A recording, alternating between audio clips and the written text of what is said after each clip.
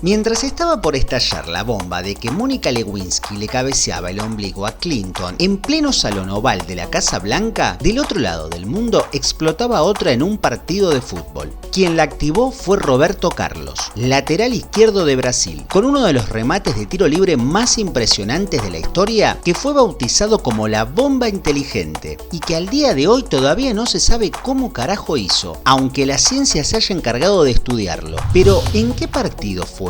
¿Qué tan inteligente fue? ¿Por qué a Roberto Carlos había que ponerlo de delantero en el Winning Eleven? Son las preguntas que todo futbolero de bien se hace desde que tuvo uso de razón. ¿Y vos ya te compraste la camiseta del equipo que querías? Es una de las preguntas más que se hacen en FYY Game, la tienda deportiva online donde también encontrás todo tipo de ropa deportiva y botines de fútbol. Si tu respuesta es no, es porque sos medio boludo, pero para que te rectifiques te dan un 5% de descuento ingresando con el link que está en la descripción. Envíos a todo el mundo. Corría el año 1997 y un año antes del Mundial de Francia, en el país galo se hizo una especie de prueba piloto de cómo funcionaría el evento madre del fútbol. Iba a ser como un mini mundial y por eso fue popularmente conocido con un nombre simple como el Mundialito de Francia. Los participantes fueron el anfitrión del próximo mundial, Francia, el último campeón del mundo, Brasil, el último subcampeón, Italia e Inglaterra, que no era nada. El formato era todos contra todos y durante 8 días podíamos ver enfrentándose a Ronaldo, Zidane, Del Piero o Shearer, entre otras figuras, porque los participantes no se guardaron nada y llevaron a lo mejor que tenían. El torneo de Francia se inauguró el 3 de junio en un partido donde se enfrentaban el local contra Brasil y ese día fue cuando explotó la sabia bomba. A los 21 minutos del primer tiempo, el árbitro sancionó falta contra Romario y ahí se inició la cuenta regresiva. Era un tiro libre directo desde la loma del orto, por lo cual lo lógico hubiese sido tirar el centro al área o jugar en corto, pero Roberto Carlos agarró la bocha, tomó carrera hasta su casa, hizo su clásico pique corto y le dio con alma y vida. La pelota parecía que se iba a la mierda, pero agarró el famoso efecto banana y se clavó en el arco de Bartés, poniendo el 1-0 para Brasil. Lo que hizo Roberto Carlos desde 35 metros no pudo hacerlo Zidane desde 5 y su tiro libre dio en el único brasilero que no se movió de todos los que estaban colgados del travesaño. Pero minutos más tarde, el injunable Mark Keller, que recién había ingresado, tuvo su minuto de gloria al tomar el rebote de Tafarel y poner el 1-1 con el que finalizó el primer partido del torneo.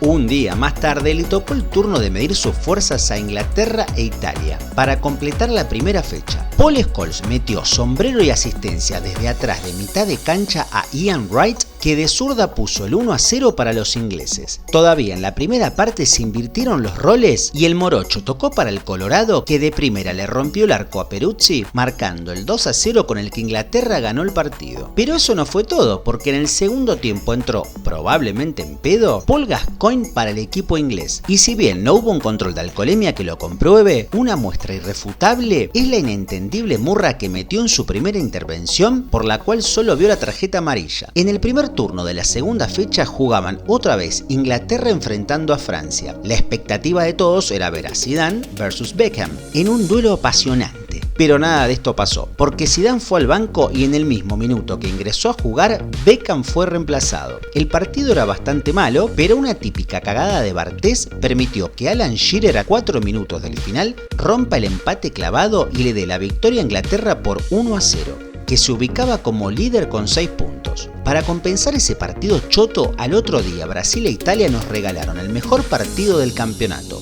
De arranque, la figura de los italianos, Alessandro Del Piero, de cabeza puso el 1-0. Con bastante orto, Italia iba a sacar 2 goles de ventaja, porque por más que lo festejó Albertini, fue gol en contra de Aldair, que desvió el tiro libre del mediocampista italiano. Y si de orto se trata, ese mismo ahora lo tuvo Brasil, que con un remate de Roberto Carlos que rebotó en Lombardo llegó el 2-1. En la segunda parte, Aldair, que ya venía de mandarse una cagada, cometió un penal que Del Piero se encargó de transformar en gol y poner el 3-1 a favor de Italia. Pero Brasil tenía el mejor 9 de la historia y después de sacarse 2 tipos de encima en el mismo movimiento, Ronaldo metió en partido otra vez a la verde amarela y puso el 3-2. Y además tenía a Romario, a quien Ronaldo habilitó y con una gran definición que dejó pintado el arquero selló el 3-3 definitivo. Aí partiu Ronaldinho, botou na frente, Romário na chance, faz baixinho, gol!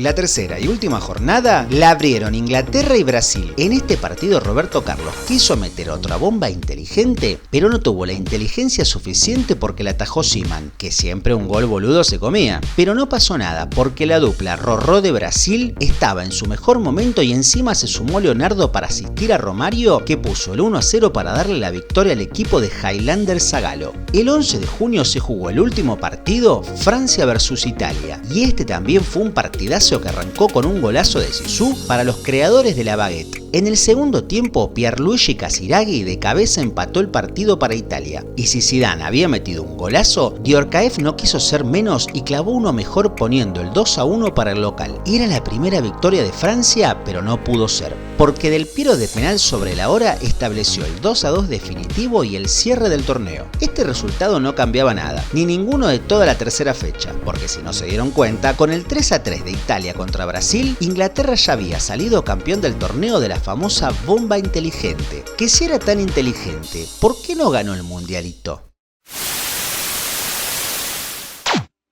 La planeación se dio en el momento, parado frente al balón. Sabía que tenía que ser el gol. El juego estaba empatado, creo que estaba 0-0. Por la distancia nadie creía que yo iba a hacer el gol.